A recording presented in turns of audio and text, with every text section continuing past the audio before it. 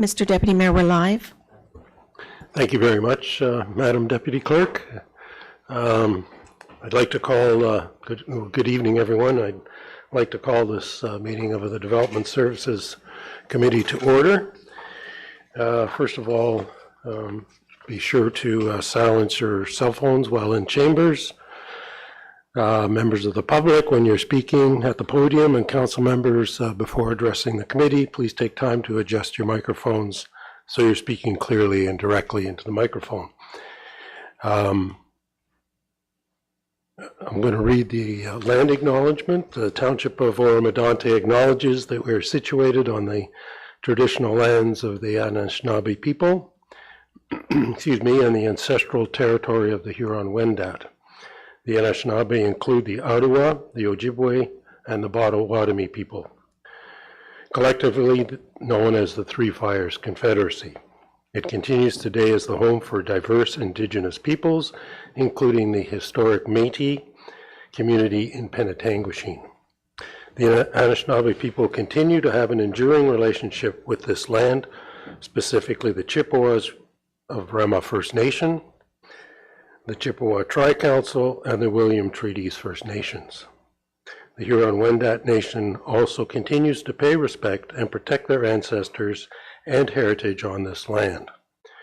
We honor this indigenous history that binds us together as partners in a spirit of shared and sustainable and prosperous future, where all treaty people, our commitment begins with acknowledging the truth so that we can move together towards reconciliation.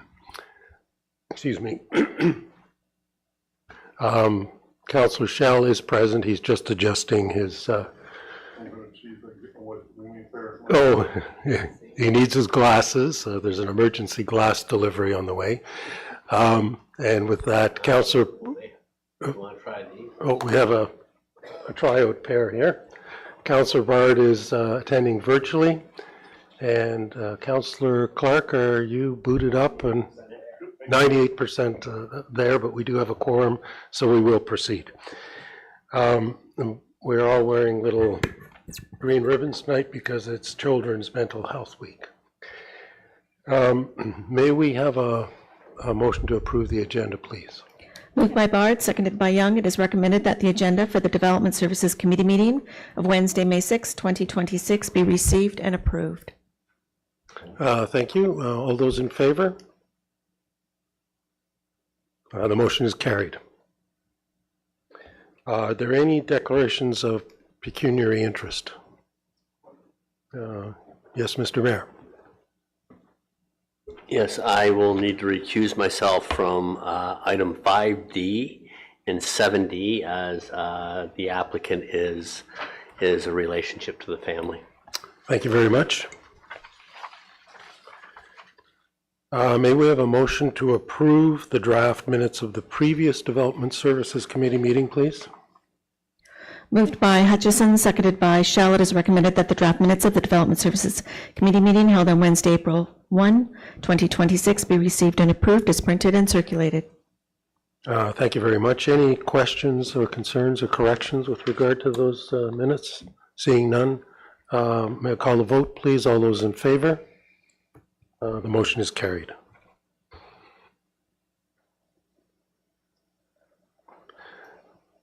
Okay, so this evening we have 5 public meetings and 5 public hearings. I'll briefly summarize the procedure to be used for each meeting and hearing. Each application will be considered separately.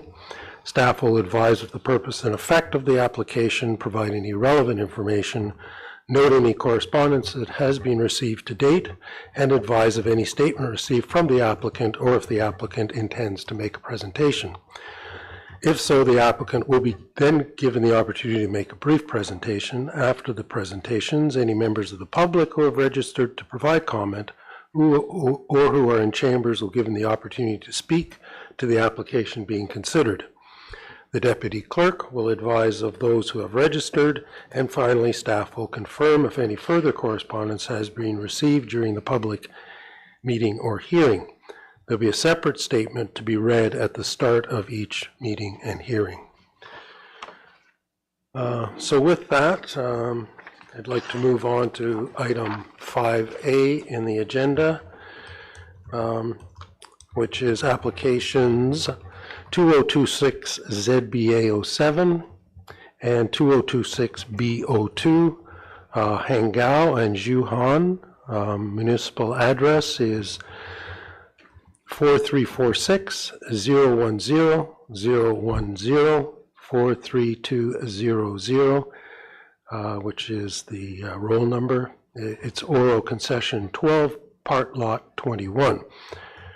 This public meeting is being held in accordance with the provisions of the Planning Act to obtain public comments with respect to the zoning bylaw amendment application 2026 ZBA07 and consent application 2026-B02 submitted by Hangao and Zhuhan on lands municipally known as 4346-010-010, 43200 in Oro Concession 12, Part Lot 21.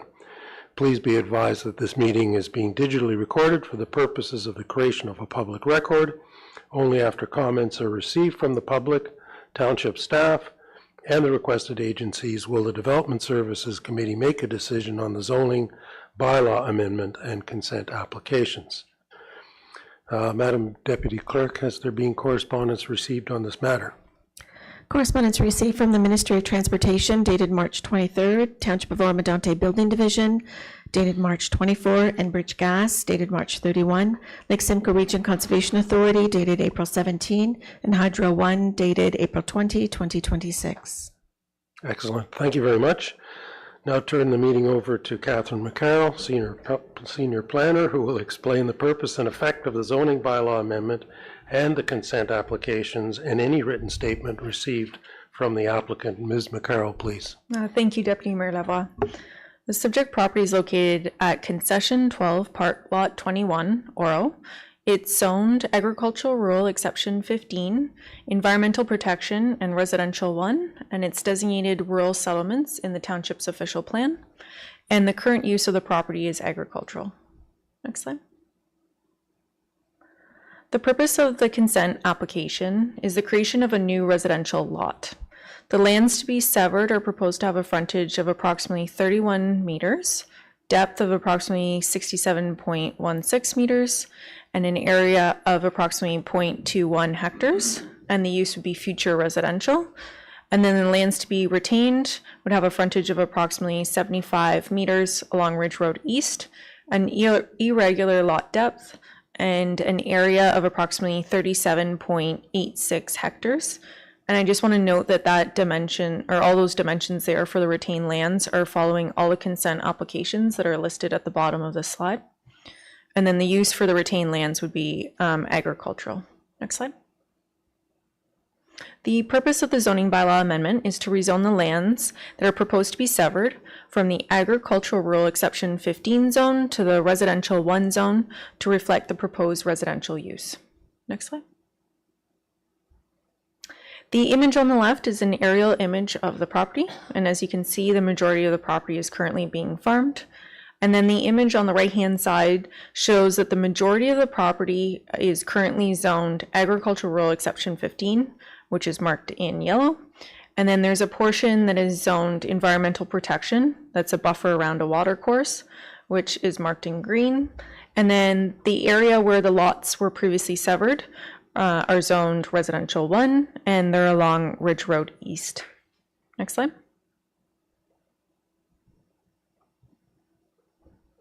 The map on the left-hand side shows that the property is designated rural settlements in the township's official plan, and then the map on the right shows that the property is designated settlements in the county's official plan. Next slide.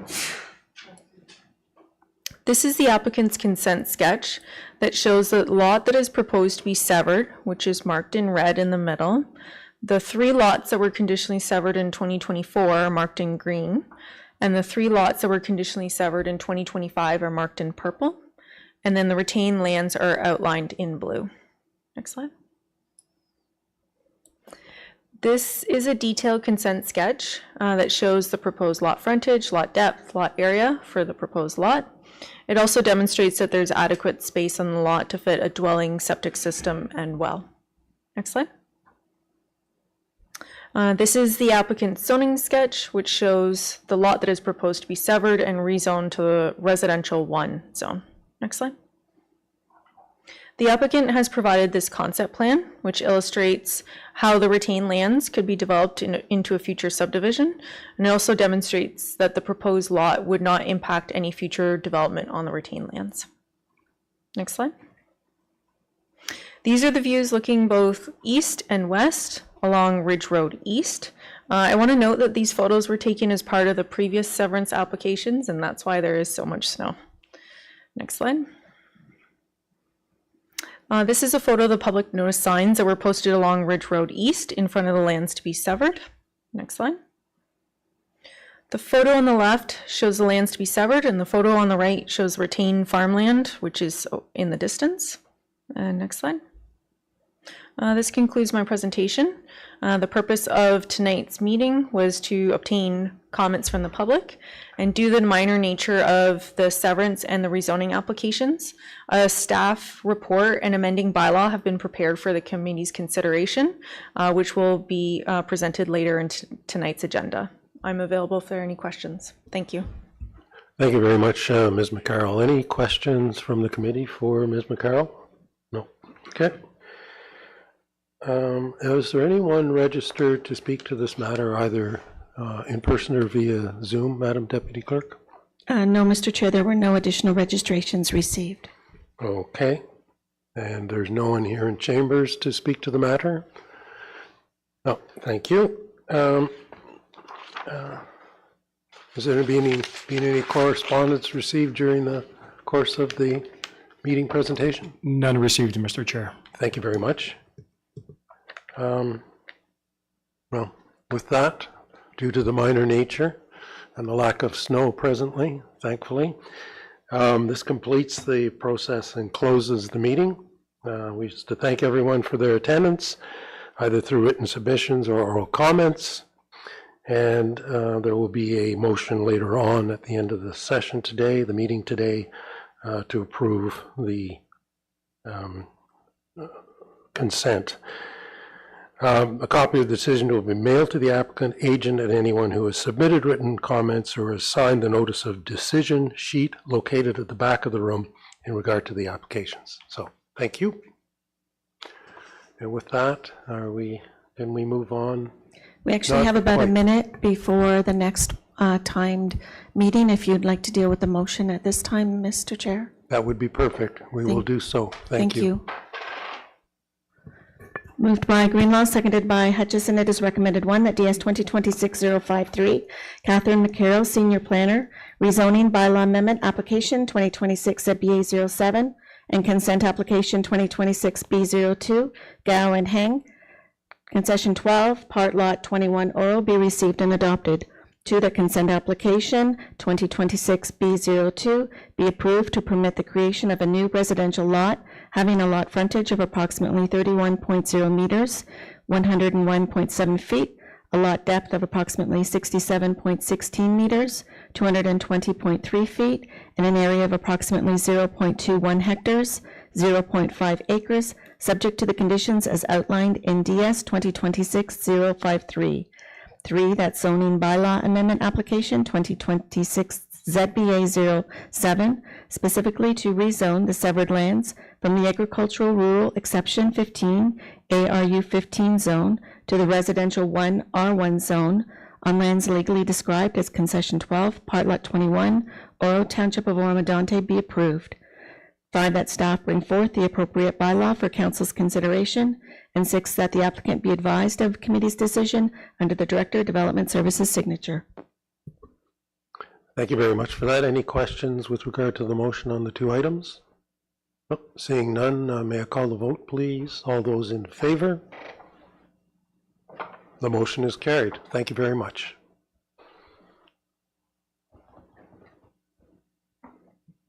With that, we can move on to item 5B on the agenda, which is 2025 ZBA-44 and 2025B-26. The applicants are Murray and Lynn Miller, and the municipal address is 472 Line 15 South. This public meeting is being held in accordance with the provisions of the Planning Act to obtain public comments with respect to the zoning bylaw amendment application 2025 ZBA 44 and consent application 2025B26 submitted by Murray and Lynn Miller on lands municipally known as 472 Line 15 South. Please be advised that this meeting is being digitally recorded for the purposes of the creation of a public record. Only after comments are received from the public, township staff, and requested agencies will the Development Services Committee make a decision on the zoning bylaw amendment and consent applications. Madam Deputy Clerk, has there been correspondence received on this matter? Correspondence received from the Township of Oro-Medonte Operations Division, April 14, Enbridge Gas, April 22, County of Simcoe Planning Department, April 27, Township of Oro-Medonte Building Division, April 27, Lake Simcoe Region Conservation Authority, April 24, and Hydro 1, dated May 6, 2026. Thank you very much. I'll now turn the matter over to Craig Matheson, agent, who will explain the purpose and effect of the zoning bylaw amendment and the consent applications, and any written statement received from the applicant. Mr. Matheson, please. Hi there, can you hear me? I can indeed. Thank you very much, sir. Please proceed. Okay, good afternoon. I'm Craig, planner with Skelton Bromwell, who prepared the planning report on behalf of the applicants. This is in relation to a zoning bylaw amendment and consent to create one new lot at the property located at 472 Line 15 South. The property is about 25 hectares in size with about 450 metres of frontage along Line 15 South. The lands are currently used for agricultural purposes and contain a single detached dwelling located near the southern boundary, along with several accessory structures largely confined to that same area. The lands are designated rural and greenlands under the official plan and agricultural rural under the zoning bylaw. A small woodlot near the Line 15 road frontage is zoned EP. Next slide, please. The proposal seeks to create one additional lot in the central road fronting portion of the property immediately next to the existing rural residential lot. The severed lot would be rezoned from ARU to rural residential 2, would have an area of about 9,800 square metres with a depth of 140 metres and 70 metres of frontage along Line 15 South. The retained parcel would comprise the remaining land.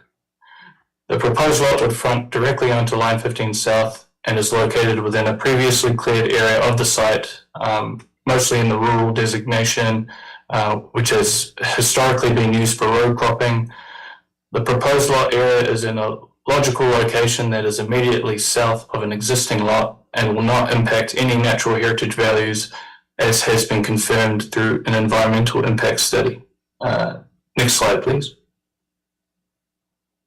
As shown on this slide, the red area is what will be rezoned to RUR2, and the light blue area, sorry, maybe the next slide after that.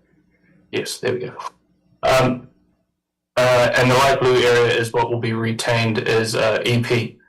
The yellow area represents a development envelope where a future dwelling could be built. As you can see from the adjoining property, which includes a sizable dwelling, a future dwelling could easily fit in this area and no vegetation at all would need to be removed. The existing EP area is classified as significant woodland, as it is interpreted to be part of the larger woodlot on the adjoining property and the woodlot across the road. The EIS has assessed potential impacts on this woodlot and found there would be no adverse effects. The future dwelling will be required to be located greater than 30 metres from this woodlot, which can be achieved. And there is ample space to the south of the woodlot for a driveway. So the woodlot would retain its EP zoning and would not be touched. Next slide, please. So overall, the project allows for one new lot in a suitable area of the site that is not farmed and will not result in impacts to natural heritage values. A review of the project found that it aligns with all planning policy, with relevant planning policies and represents good planning. Happy to answer any questions. Thank you very much, Mr. Matheson. Are there any questions for the agent, Mr. Matheson? Okay, seeing none. Is there anyone who's registered to speak to this matter, Madam Deputy Clerk? No, Mr. Chair, there were no additional registrations received. Okay, thank you very much. Is there anyone in chambers who wishes to speak to this matter? Okay, seeing none, thank you very much. And have we received any further communications with regard to this meeting material? None received, Mr. Chair. Thank you very much.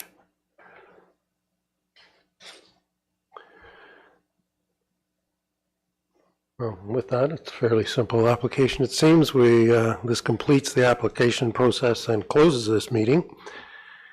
The committee wishes to thank all those in attendance for their participation, either through your submission of written comments or oral comments. A copy of the decision will be made to the applicant, agent, and anyone who has submitted written comments or signed the notice of decision sheet located at the back of the room in regard to the application. And Mr. Matheson, thank you very much for your participation tonight.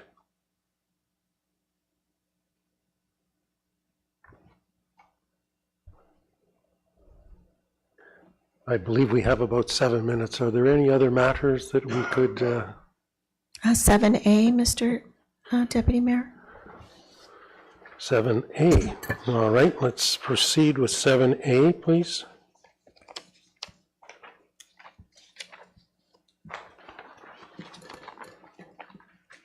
So I have a motion, please. Moved by Young, seconded by Shell. It is recommended, one, that DS 2026-041, Andy Karaskakis, Manager, Planning Services, read temporary second dwelling application 2026 TSD-01, Drink Walter and Canning Potter, 6323 Line 6 North, be received and adopted. That committee authorizes the request by the owners to temporarily reside within the existing dwelling to a maximum of 24 months from the time of issuance of the building permit at 6323 Line 6 North, and that the existing dwelling is to be removed after the completion of the new dwelling. 3, that staff bring forth the appropriate bylaw authorizing the temporary agreement for council's consideration. And 4, that the applicant be advised of committee's decision under the Secretary-Treasurer's signature. Thank you very much. Any questions or concerns with regard to this temporary dwelling application? Seeing none, may I call the vote, please? All in favor? The motion is carried. Thank you very much. Were there any other opportunities? No, the other reports are linked to hearings. Yes, So if we've got about 5 minutes, if you would like to take a 5-minute break. certainly. That would be fine. Thank Thank you you. very much.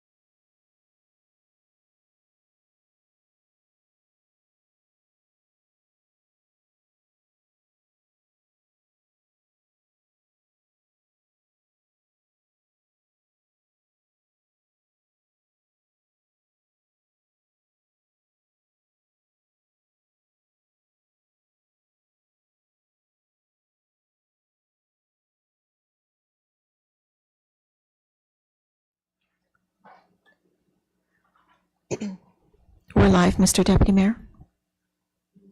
Thank you very much for that. Now we'll move on to item 5C on the agenda, which is application 2026 ZBA 10, Kit Cairns. The municipal address is 336 Horseshoe Valley Road East. This public meeting is being held in accordance with the provisions of the Planning Act to obtain public comments with respect to the zoning bylaw amendment application 2026 ZBA-10 submitted by Kit Cairns on lands municipally known as 336 Horseshoe Valley Road East. Please be advised that this hearing is being digitally recorded for the purposes of the creation of a public record. Only after comments are received from the public, township staff, and requested agencies will the Development Services Committee make a decision on the zoning bylaw amendment application. Madam Deputy Clerk, has there been correspondence received on this matter? Correspondence received from the Township of Oro-Medonte Operations Division, April 14, Fire and Emergency Services, April 15, Enbridge Gas, April 21, Township of Oro-Medonte Building Division, April 27, County of Simcoe Transportation and Engineering Department, dated April 28, 2026. Thank you very much. With that, I'll now turn the meeting over to Mr. Andy Karaskakis, Manager of Planning Services, who will explain the purpose and effect of the zoning bylaw amendment application and any written statement received from the applicant. Mr. Karaskakis, please. Thank you, Mr. Chair. Zoning bylaw amendment application 2026 ZBA 10 has been applied for on lands located at 336 Horseshoe Valley Road East. The subject property is currently designated agricultural in the township's official plan and is zoned agricultural, rural, environmental protection in the township zoning bylaw and is currently being used as a residential lot. The purpose of the zoning bylaw amendment application is to rezone a portion of the subject lands from the agricultural rural zone into a site-specific agricultural rural exception zone, specifically to permit an oversized additional residential unit within a one-story detached accessory building. The site-specific zoning bylaw would establish site-specific zone provisions related to height, related to size, to locate an apartment dwelling unit within a detached building, and to permit human habitation within a detached accessory building, whereas the current zoning bylaw does not permit. The image on the left shows the aerial photo of the subject property outlined in red. As noted, there's an existing dwelling located on the westerly portion of the property and a couple of accessory buildings located further to the rear of the existing dwelling. And the surrounding land uses consist of rural residential and agricultural uses. The image on the right shows the existing zoning of the property, which is outlined in purple, which is agricultural, rural, and a portion of environmental protection, which is related to a watercourse located on the easterly portion of the subject property. The applicant provided a site plan drawing, which indicates the location of the secondary accessory residential unit, which is located on the right side of the drawing. So extending the driveway further to the rear of the property, and the accessory residential unit would be located on the easterly portion of the dwelling. The existing dwelling in context is on the left side of the image there, with a garage located in between the accessory building and the existing dwelling. The applicant has also provided some conceptual elevation drawings of the detached accessory building to be used for an accessory residential unit, and shows the one-story in size and a carport to be attached in front of the proposed dwelling unit. A couple of images here show views looking east and west along Horseshoe Valley Road and the public notice sign installed in accordance with the provisions of the Planning Act. The image on the left shows a view of the subject property from Horseshoe Valley Road. And the location of the proposed detached accessory residential unit is in the general location where there's an existing trailer that's located there. The trailer is intended to be removed, and the accessory residential units to be located in that location. The image on the left shows an existing accessory building and the proposed detached accessory building to be located on the right of that structure, again, in the location where the existing trailer is located. The image on the right shows, just in context of the existing dwelling, that's shown with the window and the front porch right there on the left side. The existing accessory building located to the right of the dwelling. And then the existing trailer, which is intended to be the location for the accessory building to the right of that.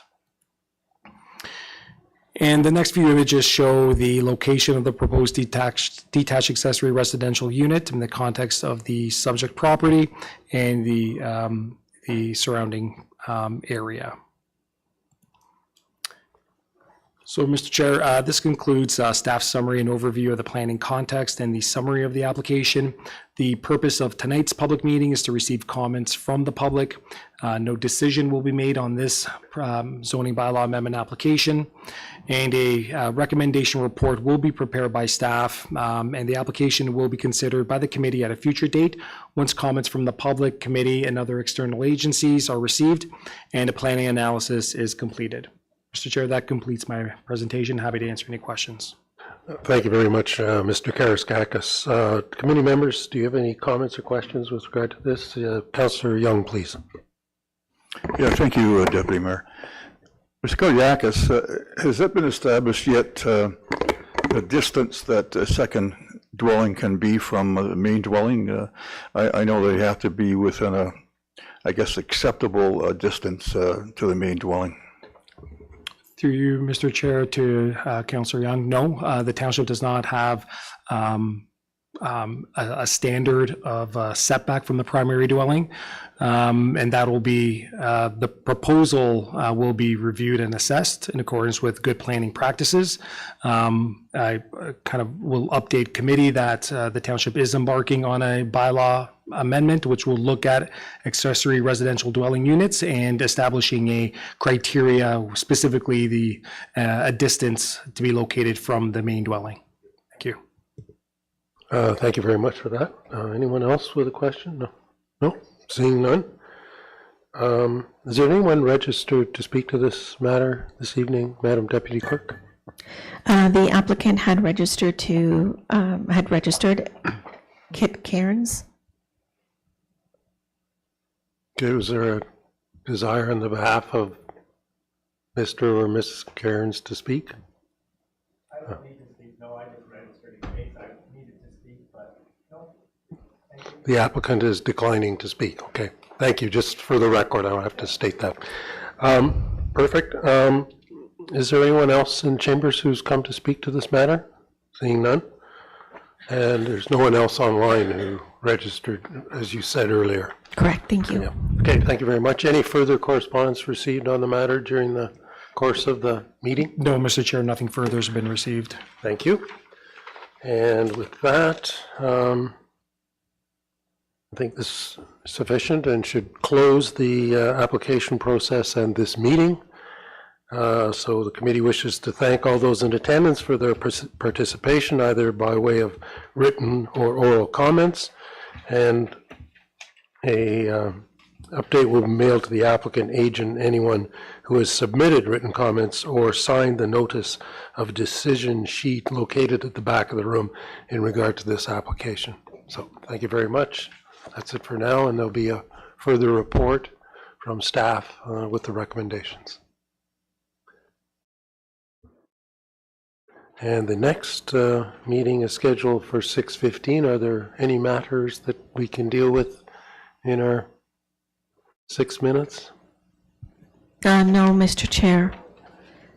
Yes, okay, thank you We'll very take a much. break for 5 minutes again. Another 5-minute break. Thank you.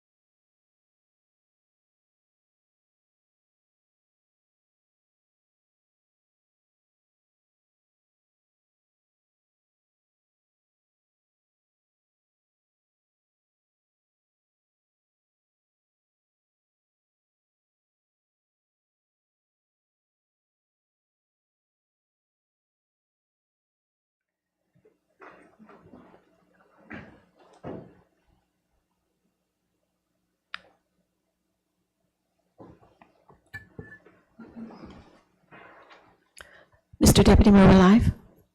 Thank you very much. You'll note that the mayor has recused himself for this public meeting, which is application number 2026 ZBA 04. The applicants are Kelly and Giannis Priesbergs. The municipal address is 733 line 14 north. This public meeting is being held in accordance with the provisions of the Planning Act to obtain public comments with respect to the zoning bylaw amendment application 2026 ZBA 04, submitted by Kelly and Giannis Priesbergs on lands municipally known as 733 line 14 north. Please be advised that this hearing is being digitally recorded for the purposes of the creation of a public record, and only after comments are received from the public, township staff, and requested agencies will the Development Services Committee make a decision on the zoning bylaw amendment application. Madam Deputy Clerk, has there been correspondence received on this matter? Correspondence received from Lake Simcoe Region Conservation Authority, April 14, Township of Oro-Medonte Operations Division, dated April 14, Enbridge Gas, April 21, Township of Oro-Medonte Building Division, April 27, and County of Simcoe Transportation and Engineering Department, dated April 28, 2026. Thank you very much. I'll now turn the meeting over to Chloe Patton, Intermediate Planner, who will explain the purpose and effect of the zoning bylaw amendment application and any written statement received from the applicant. Ms. Patton, please. Thank you, Mr. Chair. Zoning bylaw amendment application 2026 ZBA 04 is for the property located at 733 line 14 north. The property is designated Greenlands and Rural in the Township Official Plan, zoned Agricultural Rural in the Township Zoning Bylaw, and is being used for residential and agricultural purposes. Next slide, please. The purpose of the application is to rezone a portion of the subject lands from the ARU zone to the ARU exception zone to permit the construction of an oversized detached accessory building with an oversized apartment dwelling unit. The proposed apartment dwelling unit occupies the full building area of the detached accessory building. The ARU zone permits an accessory building that is 100 square meters, 1,076 square feet in size, where the applicants are proposing 203.3 square meters, 2,188.4 square feet. The zoning bylaw permits an apartment dwelling unit in a single detached dwelling no greater than 70 square meters, 753 square feet, where the applicants are proposing an apartment dwelling unit 203.3 square meters, 2,188.4 square feet in the detached accessory building. The proposal complies with all other provisions of the zoning bylaw. Next slide, please. The property is located on the east side of line 14 north, just south of Old Berry Road. The property has a lot area of 41.8 hectares, 103.3 acres, and as shown on the aerial image, contains a single detached dwelling and agricultural buildings. The surrounding area generally consists of agricultural uses with a residential subdivision immediately to the north. The photo on the right shows the public notice sign posted along line 14 north. These photos show north and south along line 14 north. The northern portion of the property has provincially significant features and is regulated by the Lake Simcoe Region Conservation Authority. The LSRCA provided comments indicating no concern regarding the location of the additional residential unit, which is shown by an X on those images above. Image on the left is Schedule C of the official plan, in the middle is the LSRCA mapping, and on the right we have the existing zoning showing the environmental protection area that corresponds with the environmental features. This slide shows the site plan. In red, you have the proposed additional residential unit showing the proposed driveway as well as the servicing of the septic and well. The property owners initially proposed a detached accessory building that contained an apartment dwelling unit with a full main floor, a full basement, and an attached garage that had a total floor area of 333.7 square meters, roughly 3,500 square feet, as shown on the screen. Next slide, please. In order to address concerns that were raised by staff, the owners, along with their designers, revised the proposal to remove the attached garage and reduce the full basement to a partial basement for storage purposes to ensure that the detached accessory building remains subordinate to the main dwelling on the property. Next slide, please. The proposed detached accessory building contains a main level that is 128.2 square meters, 1,380 square feet, and a partial basement that has a floor area of 75.1 square meters, 808 square feet, resulting in a total floor area of 203.3 square meters, 2,188.4 square feet. And while the basement extends beneath the full footprint, only the portion of the ceiling height greater than 1.8 meters is included in the floor area calculation. The intent of the maximum floor area provision is to ensure the apartment dwelling units remain secondary and subordinate to the principal use. The proposed ARU at 203.3 square meters is smaller than the existing dwelling, shown on the left photo, at 422 square meters, 4,500 square feet. And although the total floor area of the detached accessory building is 203.3 square meters, the building will appear smaller when viewed from the property as a portion is located within the basement. It does not contribute to the overall above-grade massing of the structure. The location, or the photo on the right just shows the location of the proposed detached accessory building with the apartment unit in it. This slide here shows where the proposed driveway will be located. And to ensure that the structure remains within the housing cluster on the property in accordance with the official plan, the proposed zoning bylaw will just rezone a portion of the property to that exception zone to ensure that it remains in that cluster.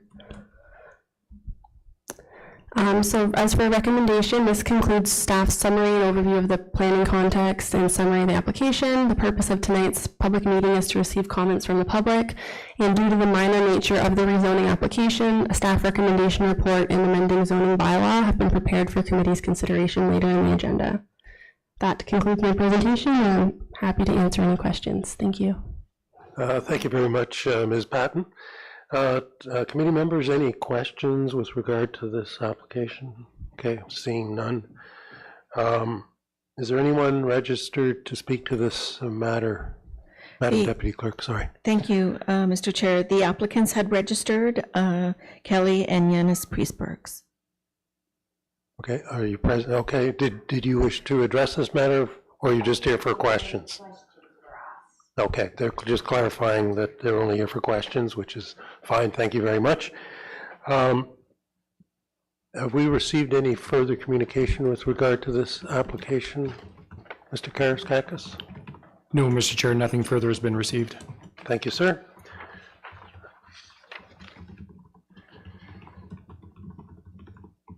Okay, with that, I think as was previously stated, it's a fairly simple matter.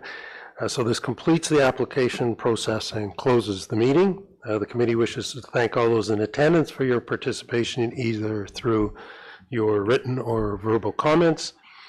And due to the minor nature of the application, there'll be a motion in a few moments. And a copy of the decision will be able to the applicant, agent, and anyone who has submitted written comments or who has signed the notice of decision sheet located at the back of the room in regard to the application. With that, Madam Deputy Clerk, I think we have the opportunity to pass the motion. Moved by Shell, seconded by Bard. It is recommended, one, that DS 2026-060, Chloe Patton, Intermediate Planner, rezoning bylaw amendment application 2026 ZBA 04, Priestbergs, 733 line 14 north be received and adopted. 2, that zoning bylaw amendment application 2026 ZBA 04, specifically to rezone a portion of the subject lands from the agricultural rural ARU zone to the agricultural rural exception 389 ARU 389 zone to permit one detached accessory building containing an apartment dwelling unit with an increased maximum floor area be approved. 3, that staff bring forth the appropriate bylaw for council's consideration. And 4, that the applicant be advised of committee's decision under the Director of Development Services signature. Thank you very much. Committee members, any questions or comments with regard to the application? Or the motion, rather? Seeing none, may I call the vote, please? All those in favor? The motion is carried. Enjoy your new accessory dwelling. With that, it appears we have another 5-minute break at hand, so thank you. Thank you.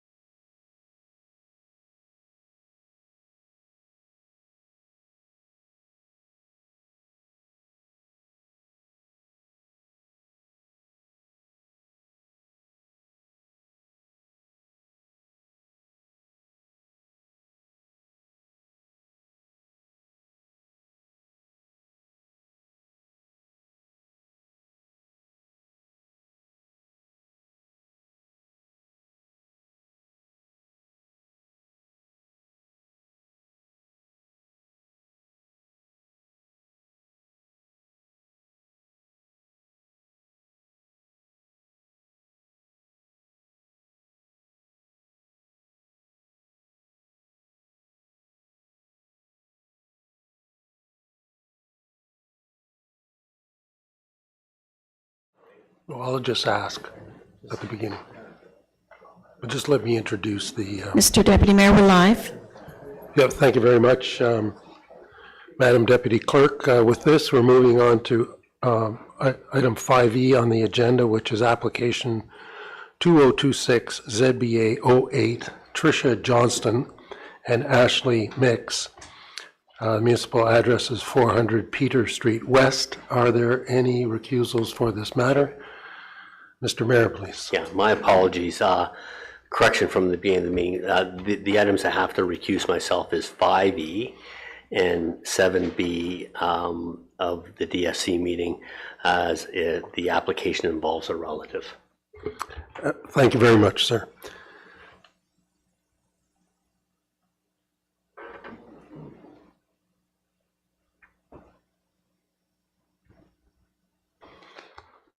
Okay, this public meeting is being held in accordance with the provisions of the Planning Act to obtain public comments with respect to the zoning bylaw amendment application 2026 ZBA 08 submitted by Tricia Johnston and Ashley Mix on lands municipally known as 400 Peter Street West. Please be advised that this hearing is being digitally recorded for the purposes of the creation of a public record. Only after comments are received from the public, township staff, and requested agencies will the Development Services Committee make a decision on the zoning bylaw amendment application. Madam Deputy Clerk, has there been correspondence received on this matter? Correspondence received from the Township of Oro-Medonte Operations Division, April 14, Severn Sound Environmental Association, April 15, and Bridge Gas, April 21, and Township of Oro-Medonte Building Division, dated April 27, 2026. Thank you very much for that. I'll now turn the meeting over to Chloe Patton, Intermediate Planner, who will explain the purpose and effect of the zoning bylaw amendment application and any written statement received from the applicant. Ms. Patton, please. Thank you, Mr. Chair. Zoning bylaw amendment application 2026 ZBA 08 is for the property located at 400 Peter Street West. The property is designated agricultural in the township official plan, zoned agricultural rural in the township zoning bylaw, and is being used for residential and agricultural purposes. Next slide, please. The purpose of the application is to rezone a portion of the subject lands from the agricultural rural zone to the ARU exception zone to permit the construction of a detached accessory building with an oversized apartment dwelling unit. The zoning bylaw permits an apartment dwelling unit in a single detached dwelling no greater than 70 square meters, 753 square feet, where the applicants are proposing an apartment dwelling unit that is 98.5 square meters, 1,060 square feet. The proposal complies with all other provisions of the zoning bylaw. Next slide, please.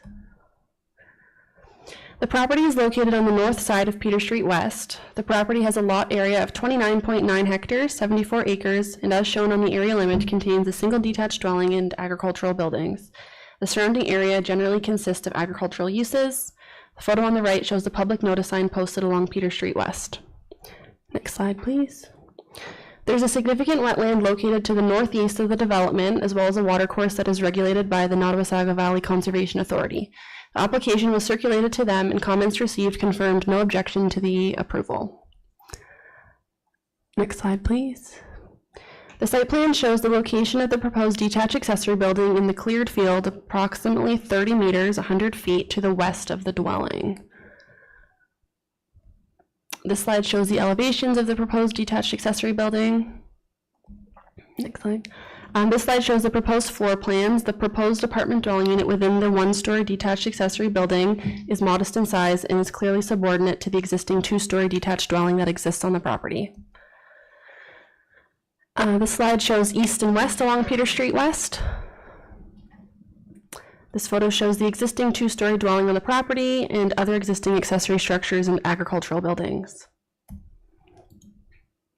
This slide shows the area the detached accessory building with apartment dwelling unit will be located in proximity to the existing dwelling. As mentioned, it's about 30 meters or 100 feet from the dwelling, which township staff believe conform to the housing clusters in the official plan. And this here just shows another angle of where the area will be located facing west. And to ensure that the proposed additional residential unit remains in the cluster, the proposed zoning bylaw will only rezone a portion of the property to ensure that the ARU remains within that cluster. And this concludes staff's presentation. The purpose of tonight's public meeting is to receive comments from the public, and due to the minor nature of the rezoning application, a staff recommendation report and amending zoning bylaw have been prepared for committee's consideration later in the agenda. That concludes my presentation, and I'm here for any questions. Thank you. Thank you very much, Ms. Batten. Council members, are there any questions with regard to this application? Seeing none. Anyone registered to speak to this matter via Zoom or in chambers? Yes, Mr. Chair, Ashley Mix, the applicant, is online, has Okay, registered. Ms. Mix, please, or Mr. Mix? I'm just here for any comments to answer any questions. Thank you. Thank you very much, Ms. Mix. Is there anyone in chambers who has come to speak to this matter? No, seeing none. Has been any further correspondence received on the matter during the course of the meeting? No, Mr. Chair, nothing's been received. Thank you very much.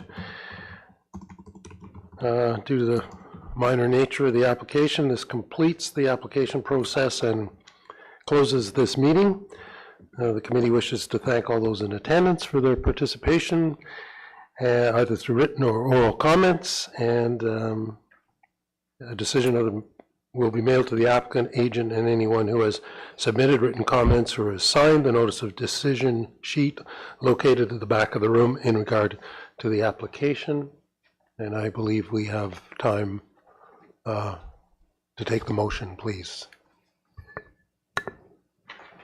Thank you. Moved by Clark, seconded by Bard. It is recommended, one, that DS 2026-051, Chloe Patton, Intermediate Planner, Rezoning Bylaw Amendment Application 2026 ZBA 08, Johnston, 400 Peters Street West, be received and adopted. Two, that Zoning Bylaw Amendment Application 2026 ZBA 08, specifically to rezone a portion of the subject lands from the agricultural rural ARU zone to the agricultural rural exception 388 ARU 388 zone to permit a detached accessory building with an oversized apartment dwelling unit be approved. Three, that staff bring forth the appropriate bylaw for council's consideration. And four, that the applicant be advised of the committee's decision under the Director of Development Services signature. Thank you very much. Any questions or comments with regard to the motion? No, seeing none, with that, may I call the vote, please? All in favor? The motion is passed. Please enjoy your accessory dwelling. Thank you very much. With that, we're moving on to item 6A, the first of the hearings at 6:45, so we'll have a 6-minute recess until we begin. Thank you.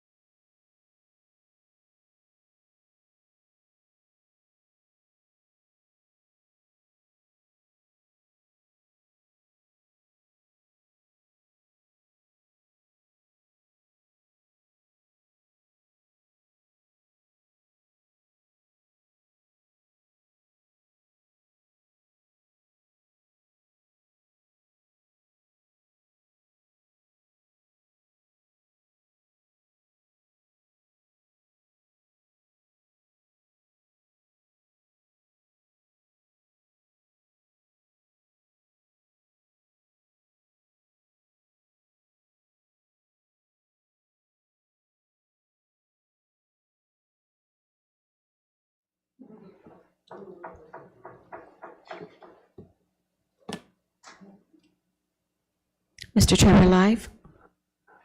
Thank you very much. With that, we're ready to move on now with item 6A on the agenda. Application is 2026A08.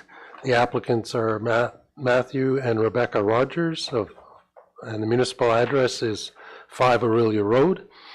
This public hearing is being held in accordance with the provisions of the Planning Act to obtain public comments with respect to the minor variance application 2026A08 submitted by Matthew and Rebecca Rogers on lands municipally known as 5 Aurelia Road.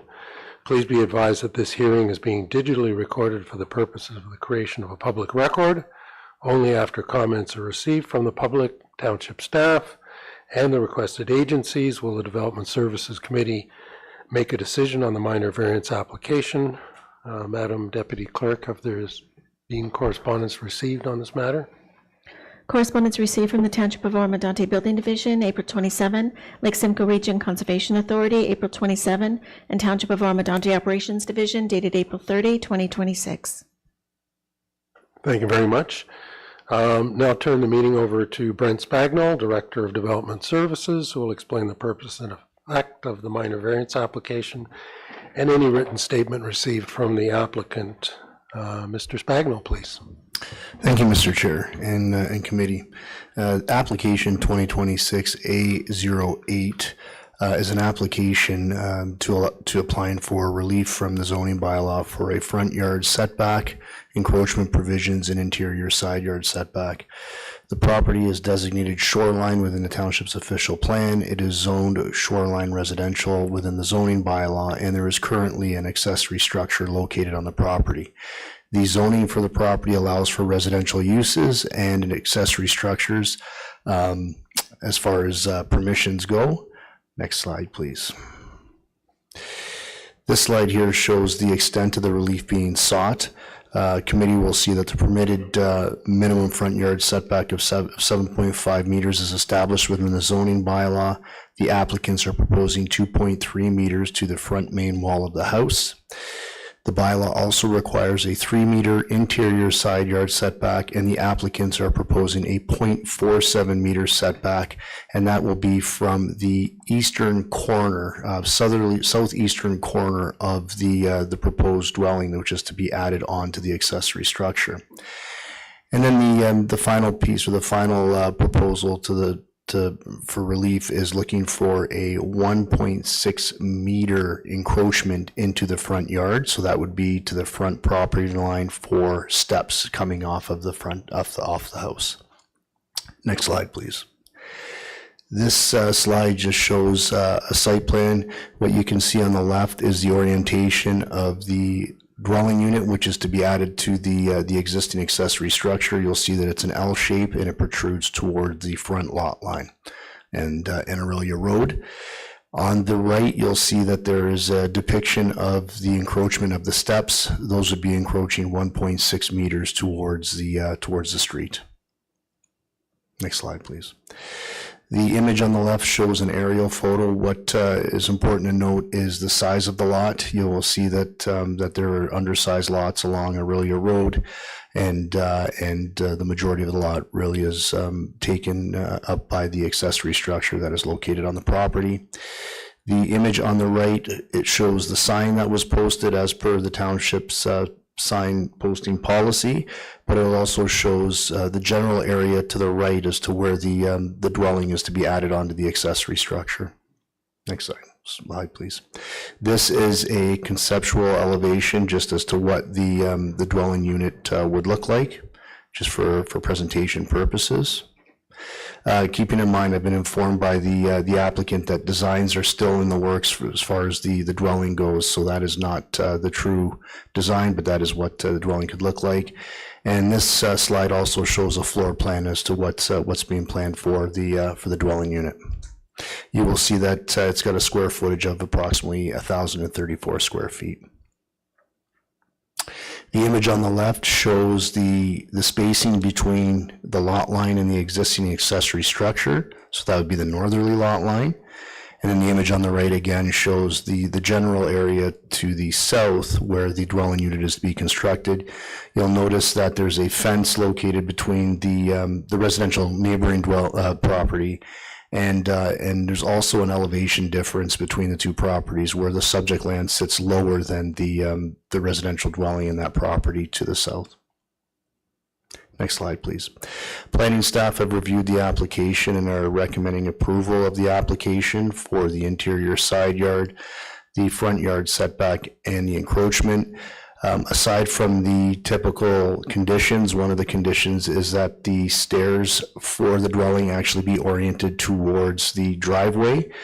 And in addition to that, fees be paid to the LSRCA for their review of the application. Staff are available to answer any questions of the committee or the public. Thank you. Thank you very much, Mr. Spagnol. And I'll ask if the applicant, Matt Rogers, who is registered to speak, if he wishes to provide any further comment to the staff report. Mr. Rogers? Mr. Rogers does not wish to speak to the matter at the moment. Committee members, do you have any questions for staff or the applicant?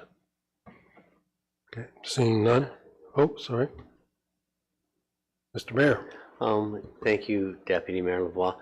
So through you to staff, with the elevation difference between the two and where the dwelling unit is going to be built, surface flow from one lot to the other, how will that be mitigated? Excuse me, just one moment. Mr. Rogers, if you're going to speak, please come up and speak into the microphone at the podium. Thank you. The property has been graded since the auxiliary building was built. So if there was any other grading issues that came about during the planning, then that we would have to regrade. Okay. And please state your name. Matthew Rogers. Okay. Thank you, Mr. Rogers. And do you have anything to add to that, Mr. Spagnol? Through you, Mr. Chair, to Mayor Greenlaw. There are different designs that can be incorporated into the building design. There can be troughs and eaves added onto the roof structure to direct the water away from the side of the dwelling or the neighboring property. In addition to that, there would have to be some form of ditching or some form of management along within that interior lot line to deal with any overspill of water flowing from the roof structure. We don't have any designs on hand as of now as it relates to the roof structure and what that will look like, but those are generally how you would deal with any flow from the roof onto the neighboring property. Okay, thank you very much. Thank you, Mr. Mayor. Any further comments or questions with regard to the applicant? Seeing none, is there anyone else registered to speak to the matter, Madam Deputy Clerk? No, Mr. Chair, there were no additional registrations received. Thank you very much. Is there anyone else who's come to chambers to speak to this matter? Seeing none. Okay. With that, has there been any further correspondence received during the course of the hearing?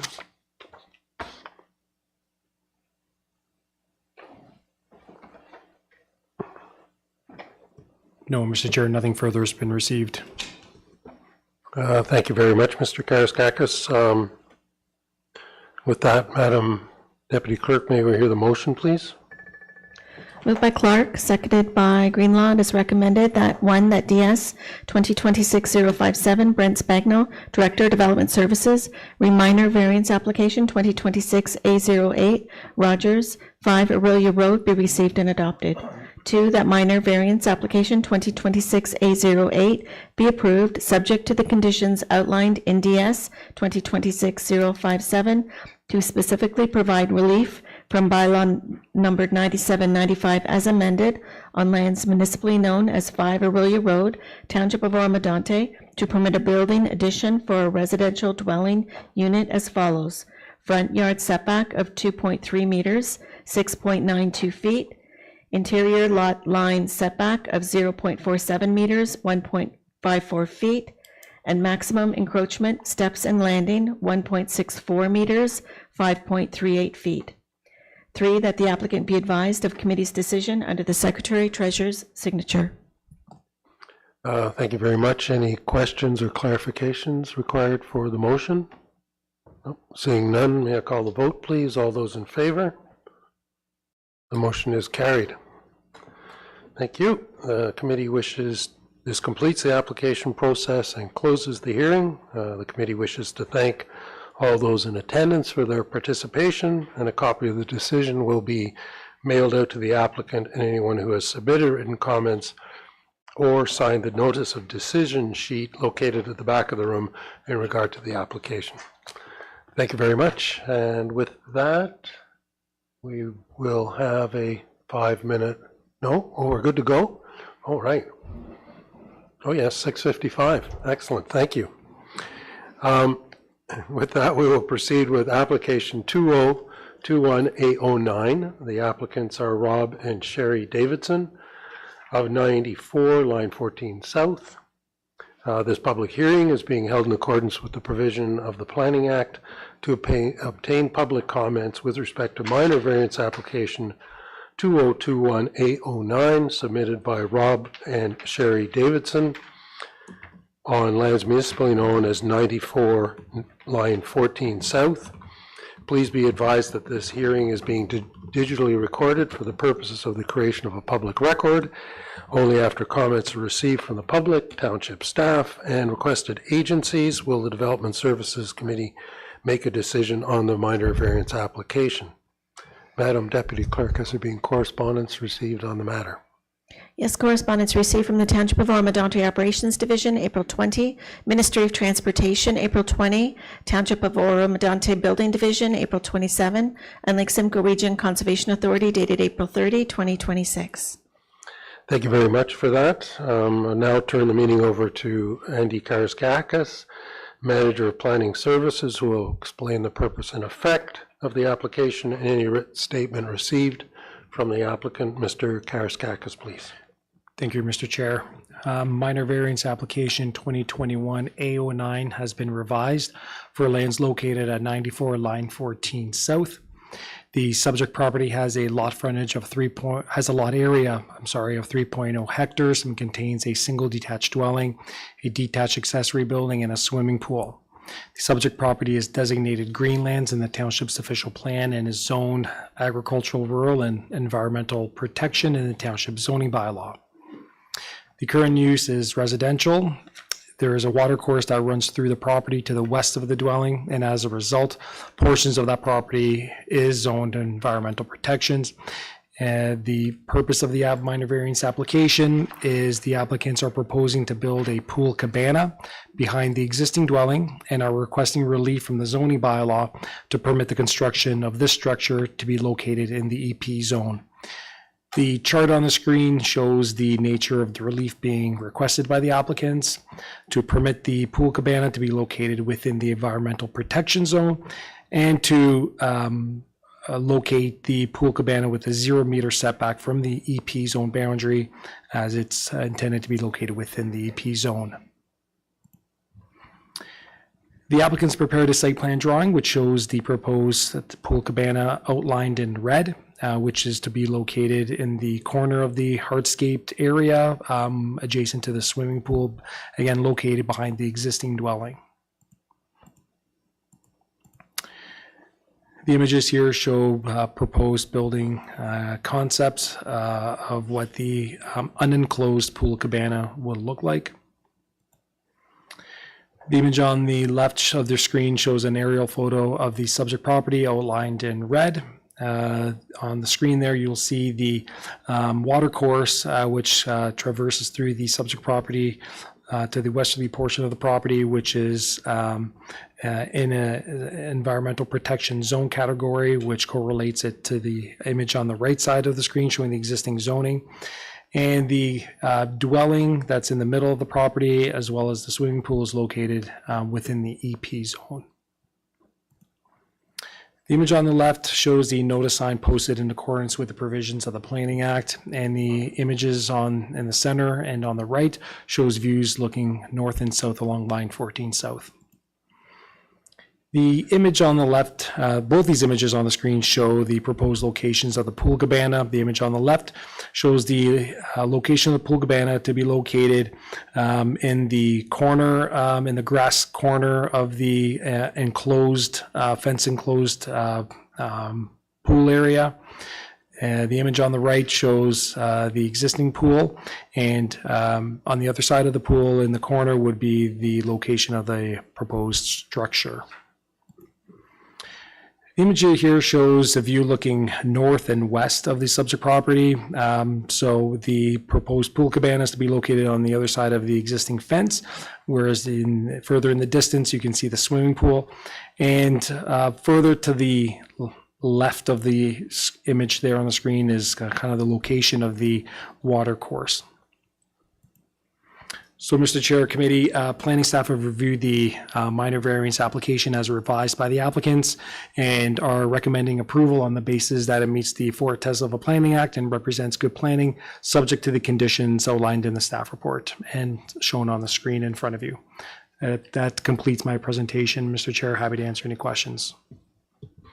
Thank you very much, Mr. Karaskakis.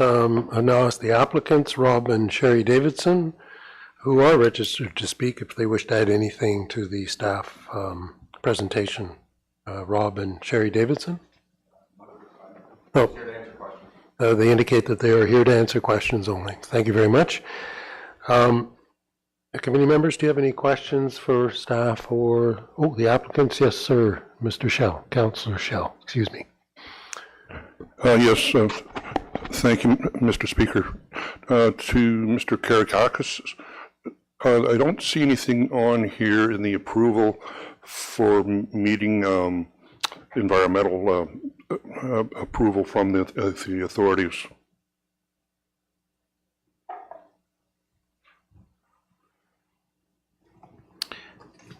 Through you, Mr. Chair, on page 4 of the staff report prepared by planning staff, it's been noted in that report that LSRCA provided the applicant with a site clearance letter dated March 20th and confirmed that a permit is not required from the LSRCA. Thank you.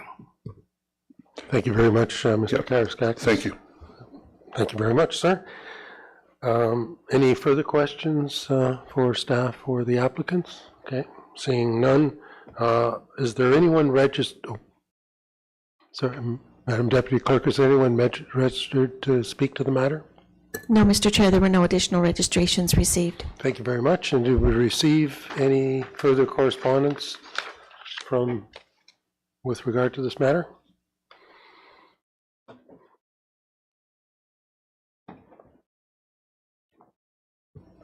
No, Mr. Chair, nothing further has been received. Thank you very much. Madam Deputy Clerk, may we hear the motion, please? Moved by Young, seconded by Hutchison. It is recommended, 1, that DS 2026-055, Andy Karaskakis, Manager, Planning Services, Minor Variance Application 2021A09, revised, Davidson, 94, line 14 south, be received and adopted. 2, that minor variance application 2021A09, specifically to permit a pool cabana to be located within the Environmental Protection EP zone on lands municipally known as 94, line 14 south, Township of Oro-Medonte, be approved, subject to the conditions as outlined in DS 2026-055. 3, that the applicant be advised of the committee's decision under the Secretary-Treasurer's signature. Thank you very much. Any comments, questions with regard to the motion? Seeing none, may I call the vote, please? All those in favor? The motion is carried. This completes the application process and closes this hearing. The committee wishes to thank all those in attendance for your participation. A copy of the decision will be mailed to the applicants, the agent, and anyone who has submitted written comments or who has signed the notice of decision sheet located at the back of the room in regard to the application. And one can only think of the word fun when somebody hears the word cabana, so enjoy. With that, we're moving on in 1 minute to the next agenda item.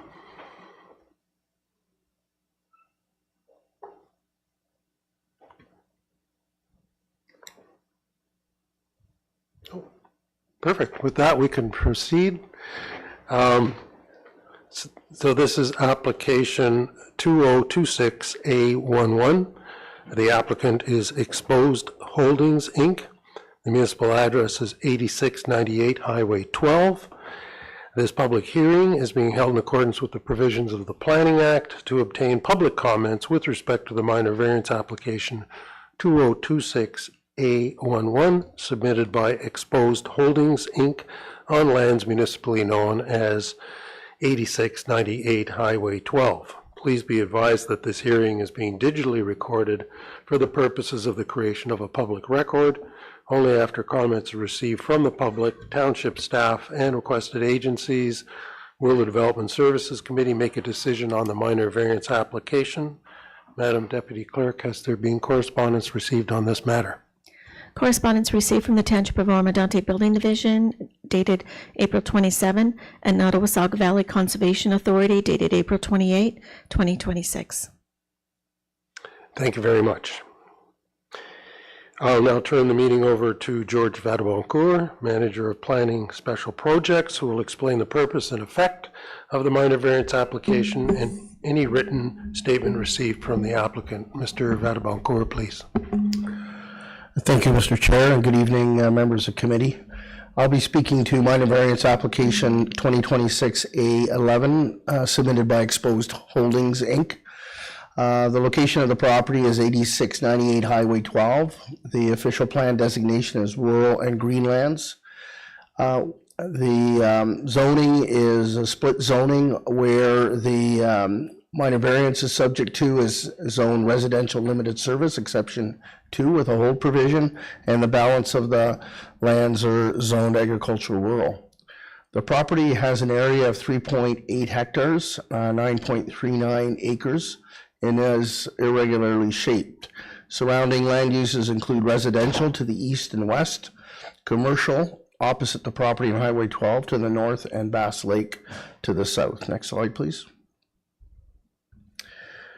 So the applicants are constructing a in-ground swimming pool at the rear of their property and require 2 variances. The first variance is from the setback to the high water mark of Bass Lake. They are proposing a 14.1 meter setback or 46.2 feet, and the requirement is 15 meters or 49.2 feet. They're also requesting a setback from water course, and the requirement is a 30 meter setback or 98.4 feet. And they're proposing a 20 meter setback of 65.6 feet. Next slide, please. So this is an image of the site plan that was submitted to the municipality. The image shows the location of the swimming pool in relation to the dwelling unit, Bass Lake, and the pond on the property. There's also some setback dimensions that are shown there, and we'll see that a little bit later. Next slide, please. This is just the pool foundation plans and details. Next slide, please.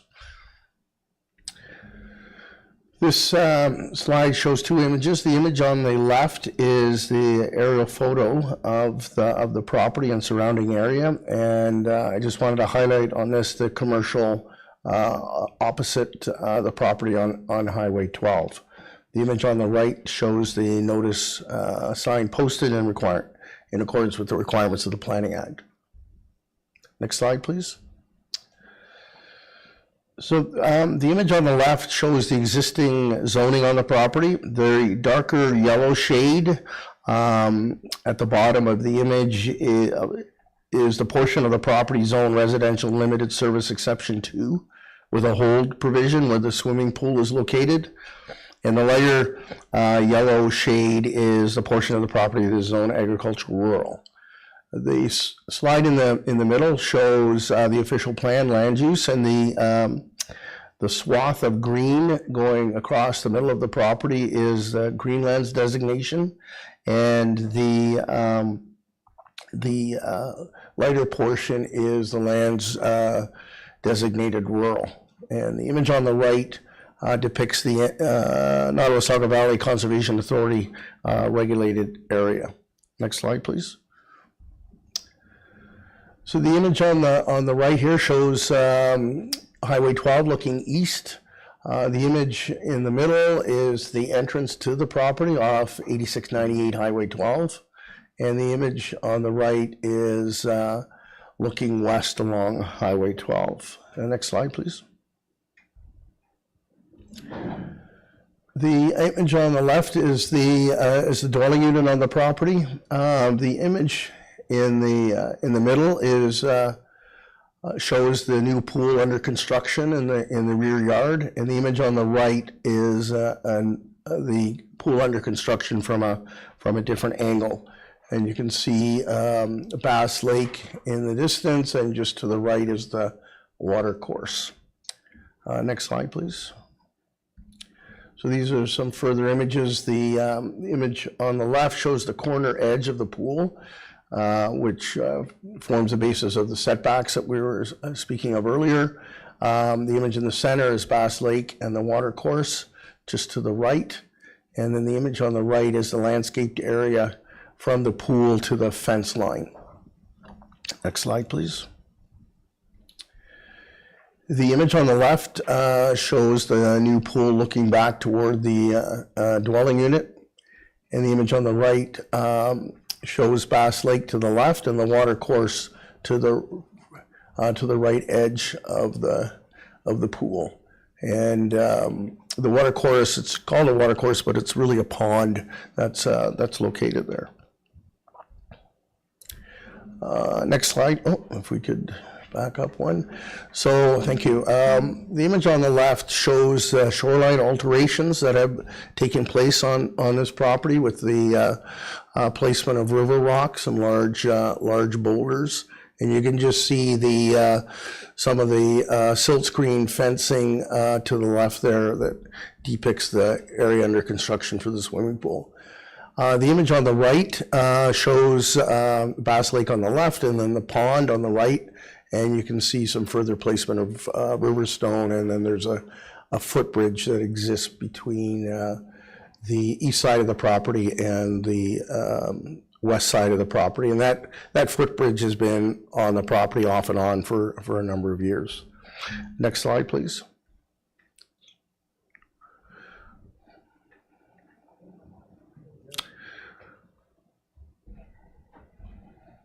So the recommendation, Mr. Chair, is to defer this application.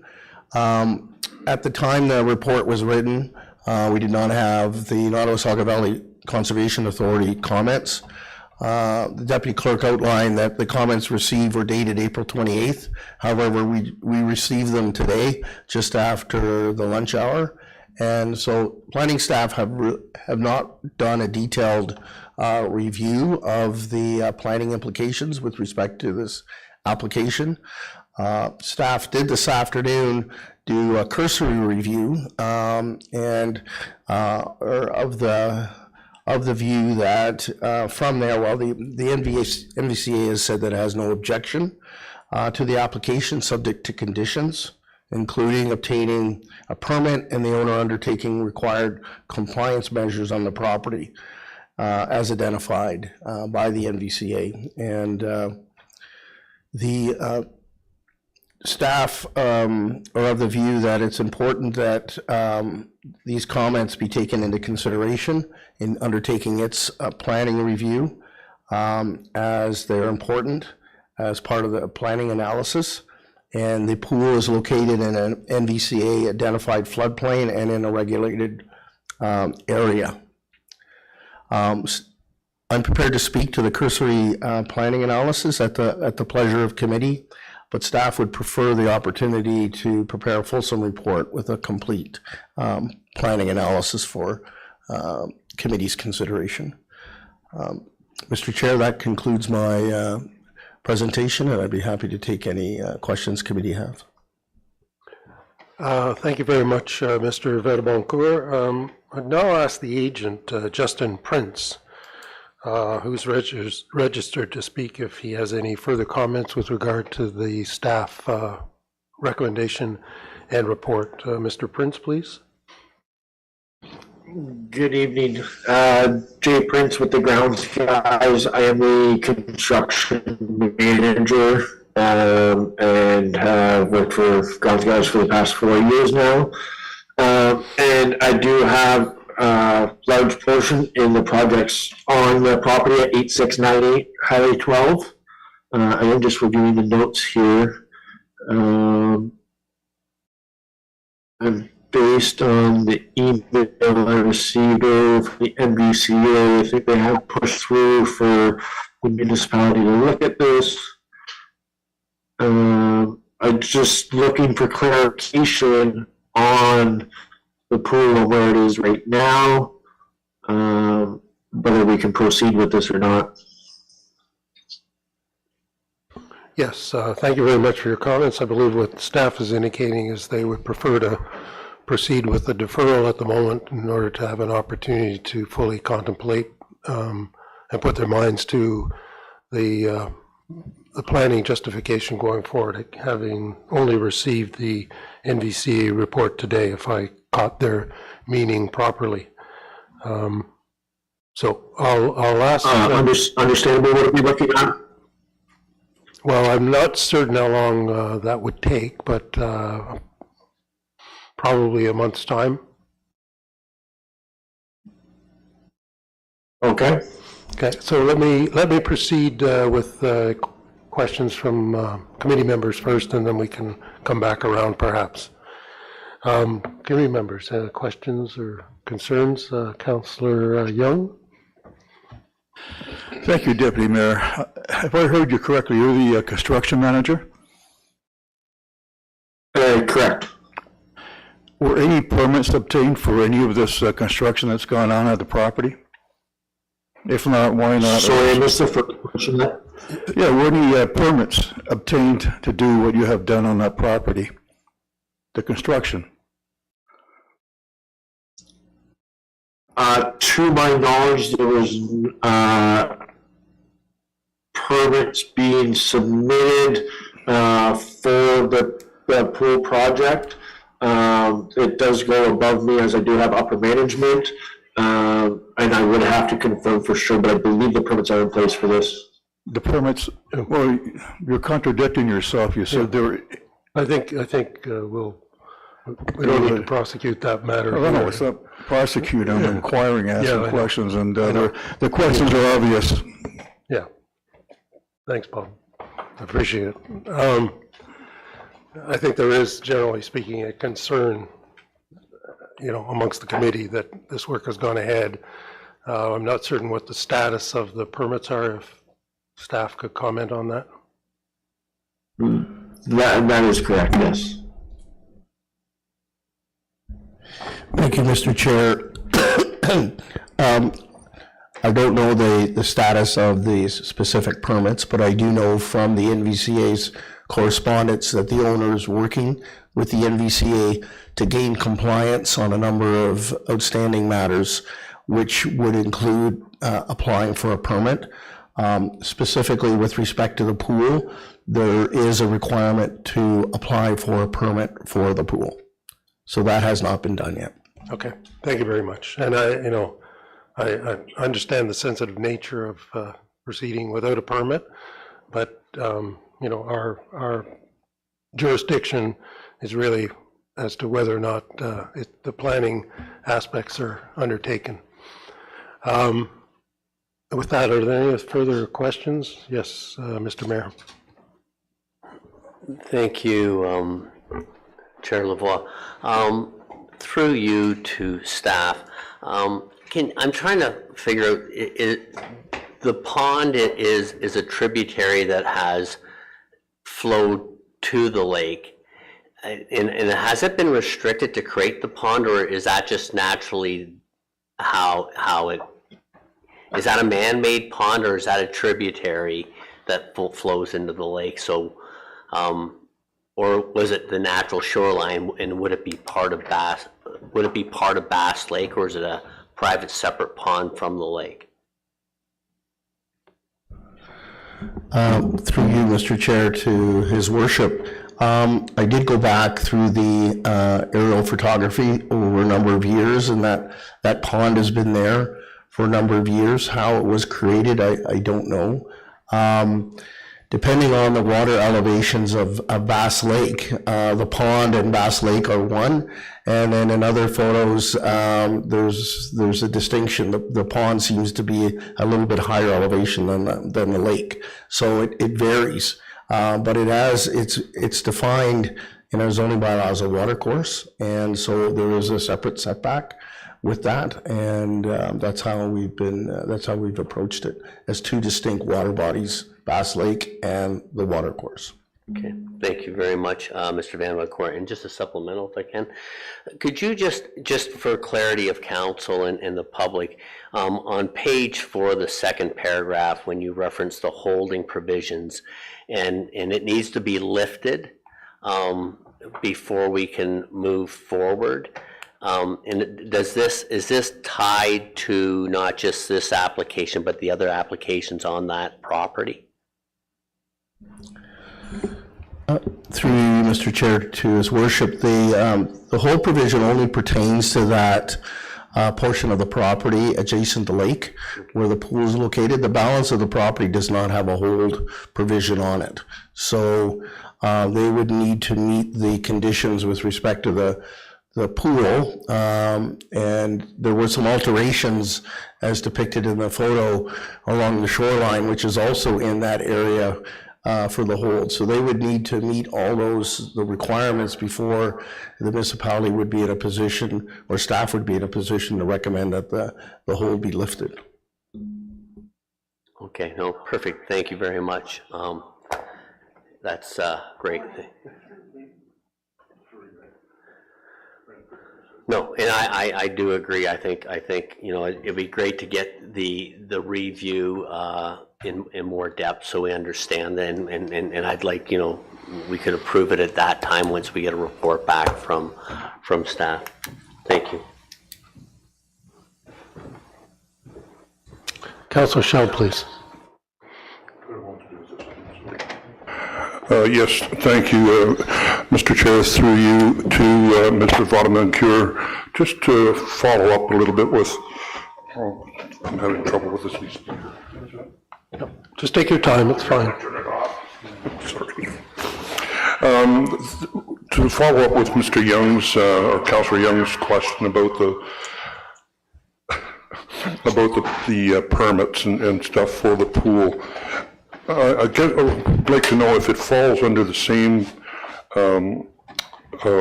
inspections as from the building department as a house would, because I see that the pool has been completed by the looks of it, and would it have had to follow footing inspections and foundation inspections like a home would have to be? Do they fall in the same category with the building department?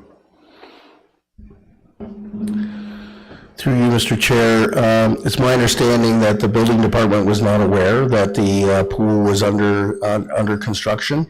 Neither was the Nottawasaga Valley Conservation Authority, and the pool is only one aspect of the construction that has taken place on the property. There are other construction activities that have taken place over the last few years that the NVCA is now aware of. Those other components do not require building permits, but they do require permits from the NVCA. So now our building department is aware of this, and they're also aware that the applicant is proceeding through the minor variance process.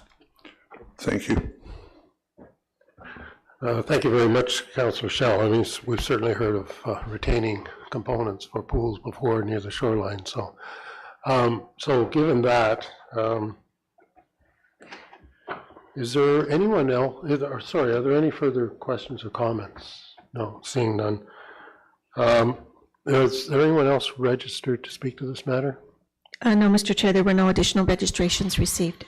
Thank you. And were there any further comments received during the course of the hearing? No, Mr. Chair, nothing further has been received. Thank you, sir. Mr. Prince, did you want to make any further comments?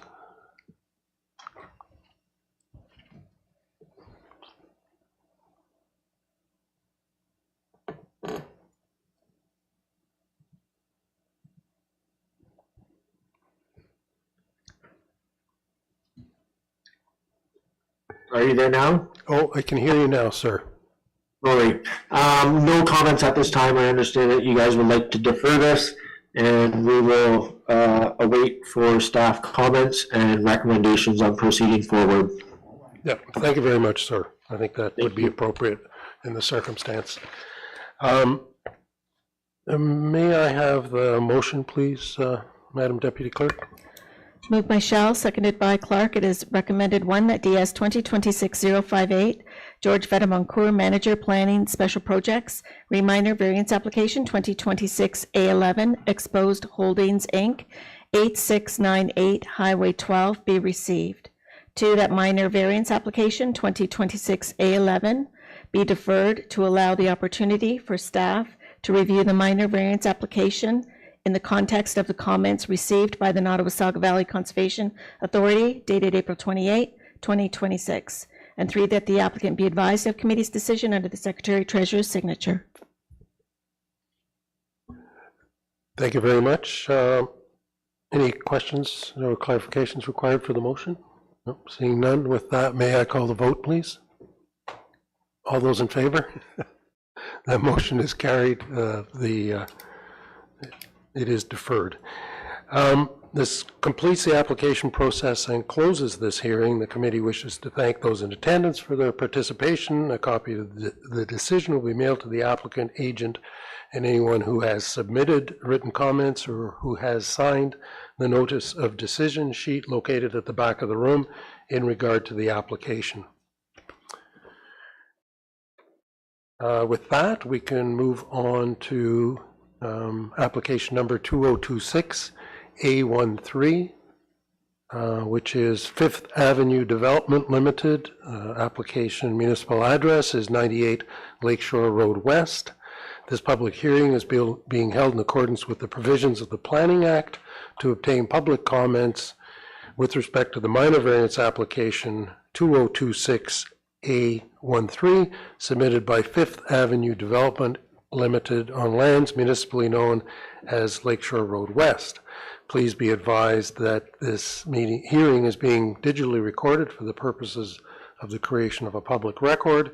Only after comments are received from the public, township staff, and requested agencies will the Development Services Committee make a decision on the minor variance application. Madam Deputy Clerk, has there been correspondence received on the matter?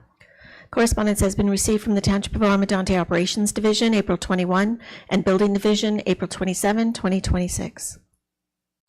Thank you very much. I'll now turn the meeting over to Catherine McCarroll, Senior Planner, who will explain the purpose and effect of the minor variance application and any written statement received from the applicant. Ms. McCarroll, please. Thank you, Deputy Mayor Lavoie.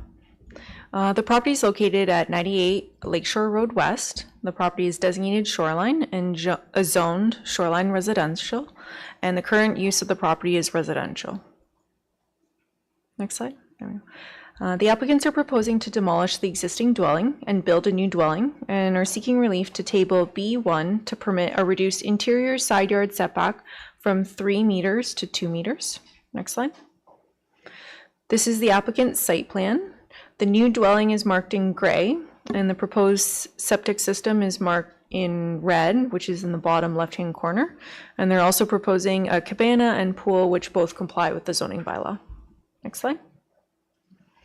These are the elevation drawings. The portion of the proposed dwelling that's proposed to encroach into the interior side yard is only 1 story, which you can see on the right-hand side of the front elevation.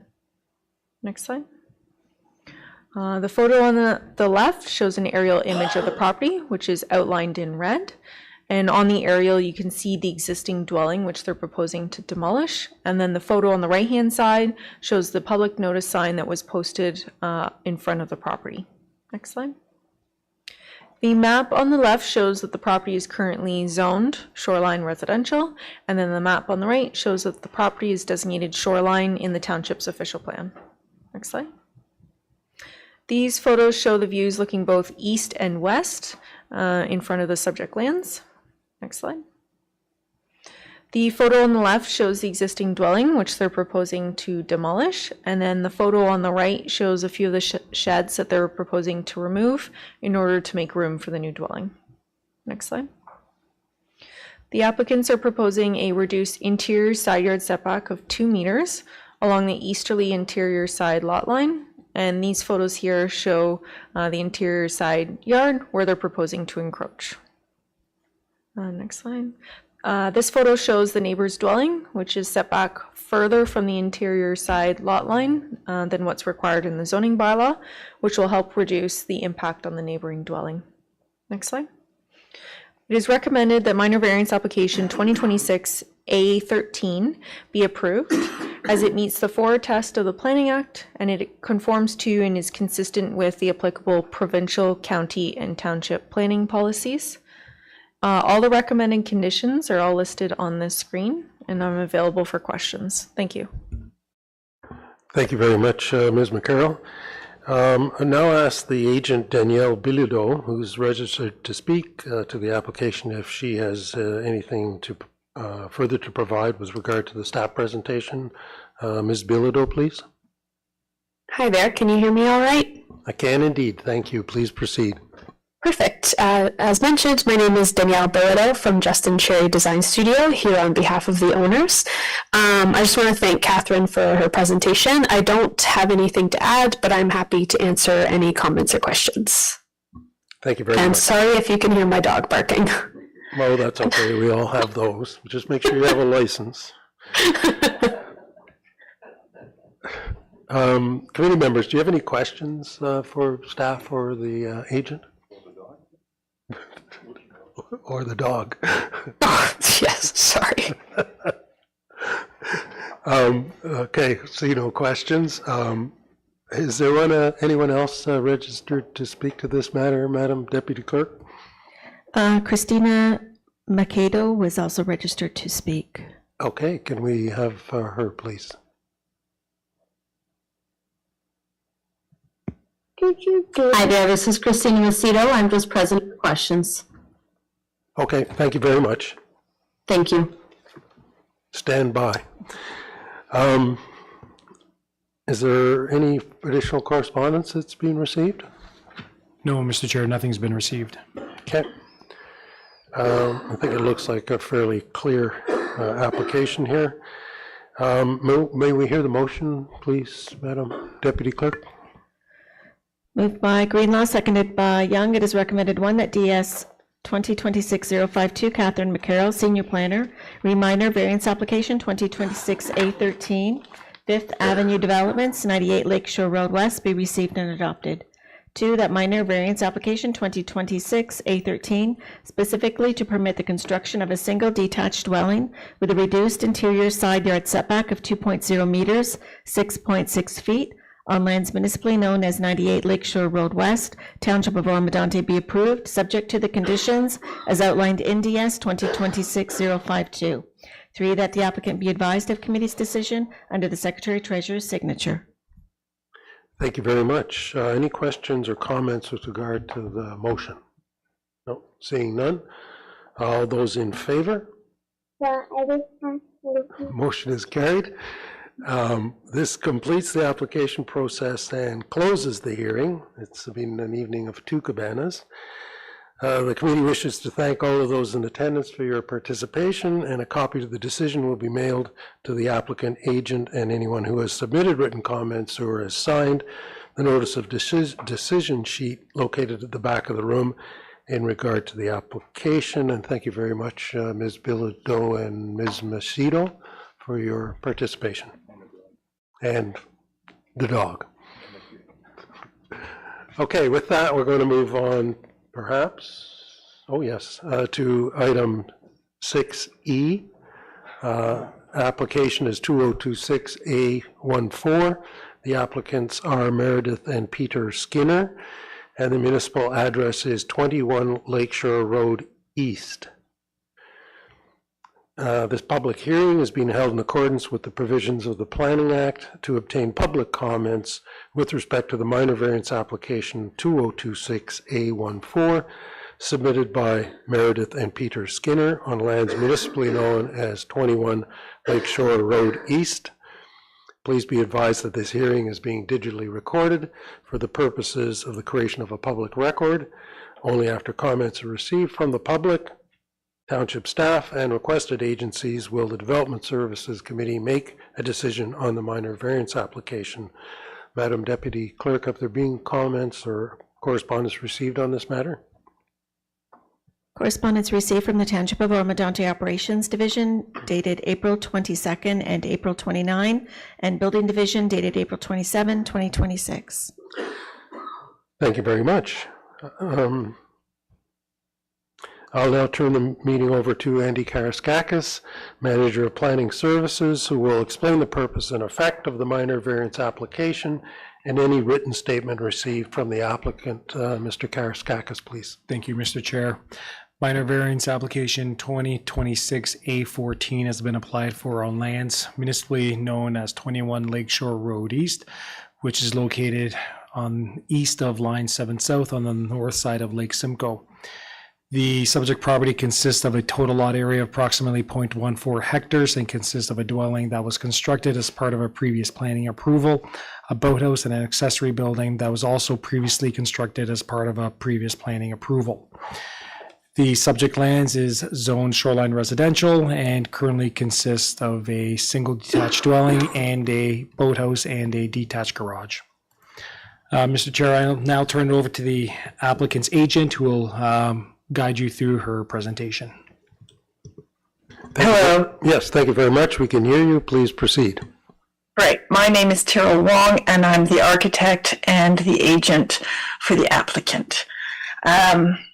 Andy covered what was on the property already, so I'll move to my next part, which is that the existing garage no longer adequately meets the functional storage and vehicle accommodation needs of the current homeowners. You can see that in the picture that it is a small garage.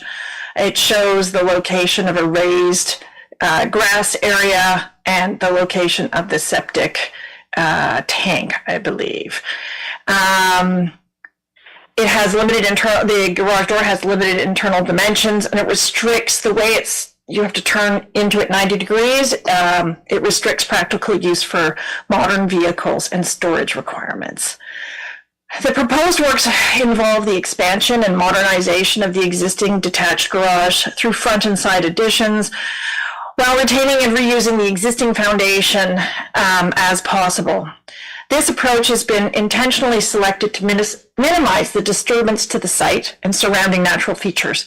The rear portion of the existing garage is located in the proximity lands regulated by Lake Simcoe Regional Conservation Authority, and due to the sloping grade conditions at the rear of the structure, we'd like to retain this existing foundation and direct our addition to the front and to the side so that we minimally affect the site during construction. The reuse of the existing foundation also allows the established west side yard and rear yard setbacks to remain and consistent with the original construction.